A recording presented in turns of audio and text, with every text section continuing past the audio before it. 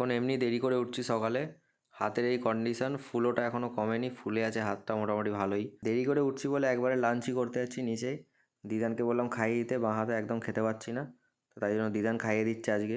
ওপরে এসে ওষুধ বার করে ওষুধ খেলাম, আর এই ভিডিওটা আমি মানে মুখে ফোনটা নিয়ে শ্যুট করেছি বহুত কষ্ট করে, কারণ এই হাতে লাগছিল বলে আমি হাতে ফোনটা ধরতে পারিনি, তাই জন্য এরমভাবেই শ্যুটটা করেছি। সারা দিনটাই বাড়িতে শুয়ে আছি এখন তো কিছু করার নেই।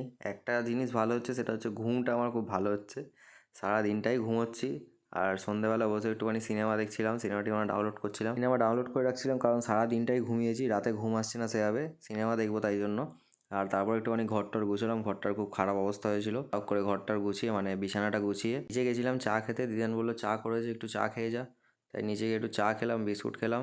আর সারাদিন এত ঘুমোচ্ছি তাই মুখ চোখ আমার পুরো ফুলে গেছে। সন্ধ্যেবেলা অনিকেত ভাই এসেছিলো, ওর সাথে গেছিলাম ওষুধ কিনতে।